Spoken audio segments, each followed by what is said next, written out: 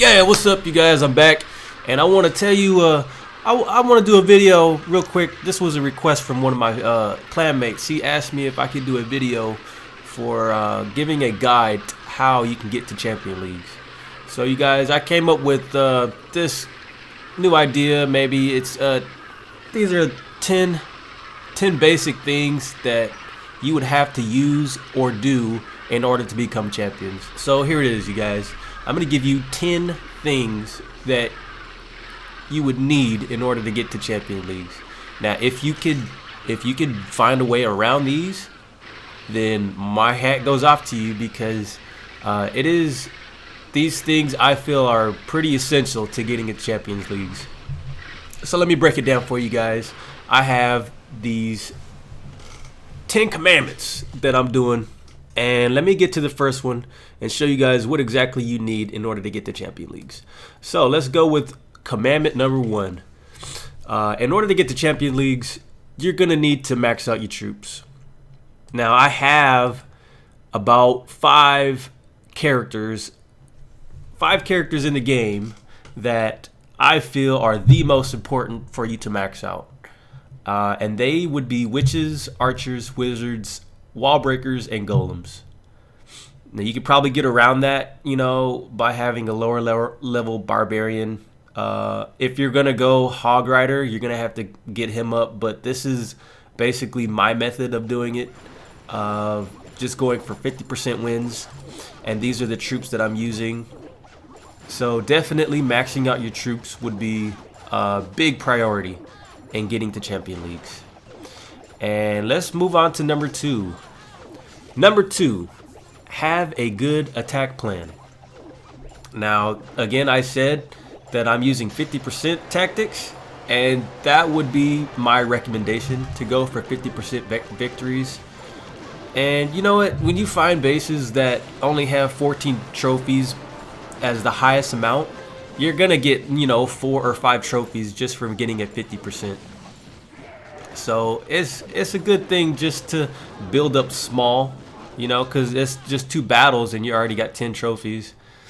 That's my recommendation, and also a good attack plan. You have to form a team that you feel is good enough for attacking players at your level.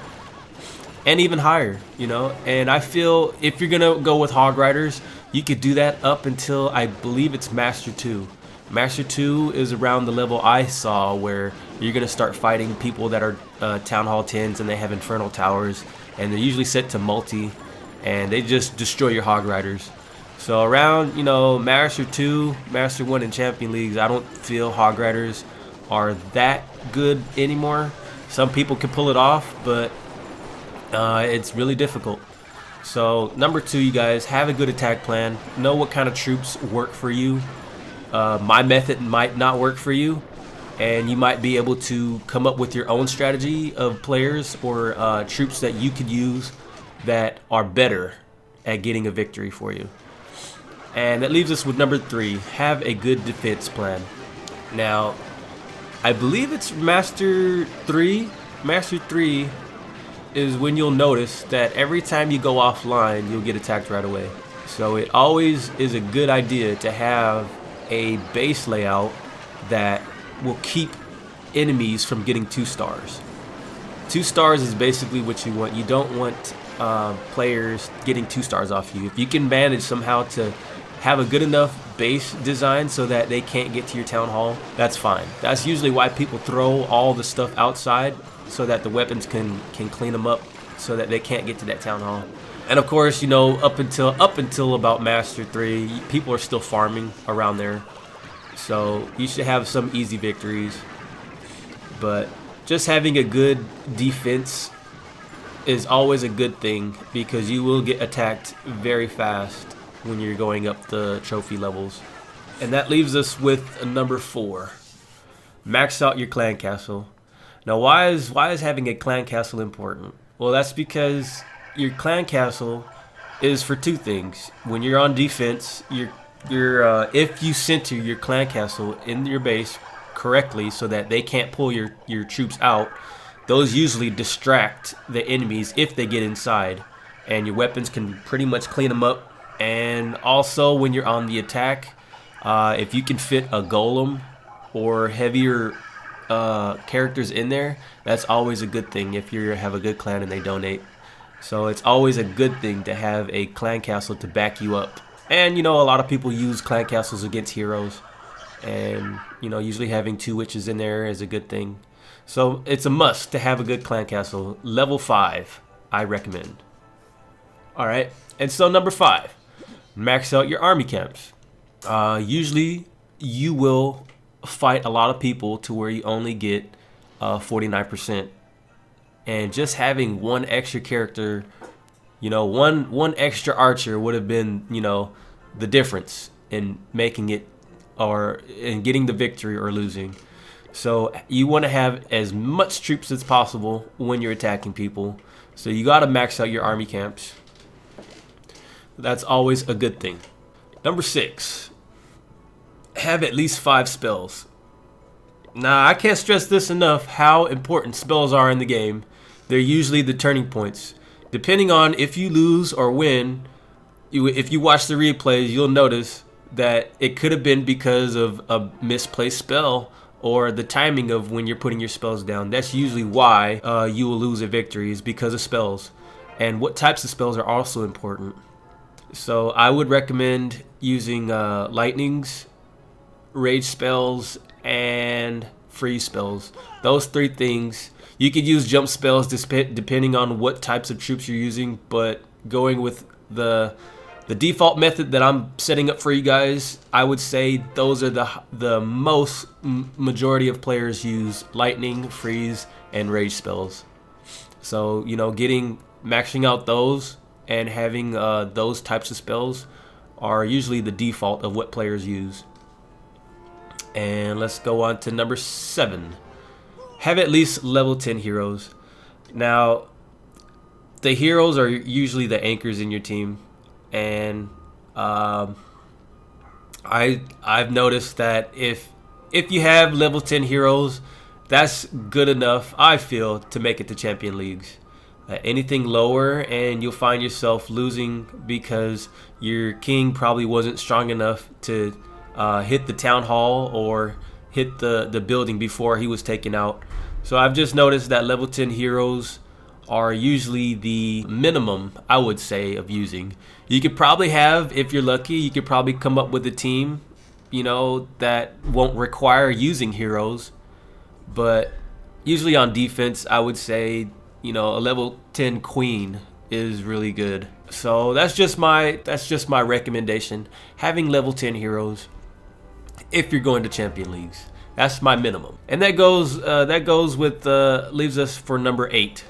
Number 8, go for weaker players. Now, again, this deals with the trophies that you see when you come across people that only have like 10 or 14 trophies. I would still say go for those, because even when you go for bases that look like you could win, you might lose. It's always unpredictable how your units are gonna move, unless you know exactly how your characters are, how they maneuver. Is very unpredictable. Even on some bases you think you could win. And so this is just the quick method of getting up fast.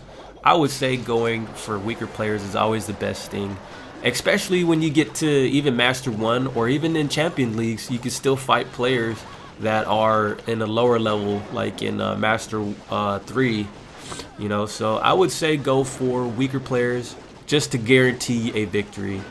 And usually the weaker players come on during the day. At nighttime, like I'm in California time right now, so around midnight, around those times, usually all the bases have been attacked already, and the only ones left are the bases that no one wants to attack because they're too difficult. So a good time to get on when players are out of their shield is around, the mornings, I would say, to afternoons. Those are good times for you to get in and to engage in players and engage in battles. So that's always a good default step to take. Go for weaker players, and you will come across a lot of those during those hours. Number 9, take out the clan castle troops and enemy heroes if it's accessible.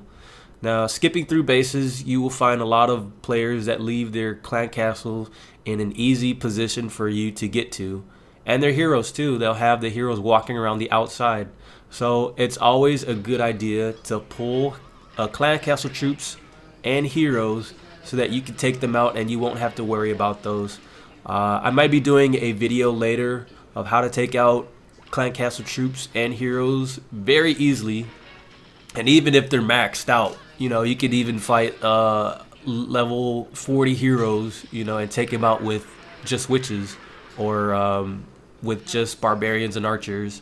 So I might do that in another video, but you can see I'm doing my method here of just taking them out by pulling them and leading them into a corner so that they're away from weapons. You could take them out and you won't have to worry about them, and they won't get in your way when you're getting the 50% victory, if that's the strategy you're going for, that I recommend. So there's always a must. Make sure you take out those heroes. And that leaves us with number 10. Learn when to fight and when to pass. Again, only going for weaker bases is my recommendation. But you guys, you will come across a lot of bases where, I don't know how to say this, but you're gonna come across a lot of bases where you're gonna try and think to yourself, okay, this is good enough, I'll just take this, you know. But it's always better to get that extra, just use those extra 5 skips, whatever it takes, to get to the base that has no heroes, or that has, you know, that has already been attacked, and you don't have to worry about the clan castle troops in there. Or, you know, you might even find bases with no elixir in their expos. Always go for those easy wins, because your goal here is just to get to Champions League. You're not trying to prove anything. If you are, you know, by all means go for it. But usually in those cases, you'll end up losing and hating yourself for not just, you know, trying to get something easier. There's no shame in doing that, I feel. So this is just an easy method for you guys to follow. 10 basic commandments, these basic steps to getting to Champions League. I feel these are the minimum things you would need. You could probably get to Champions Leagues on a level Town Hall 9, you know, without Town Hall 10. But it might be a little bit more difficult.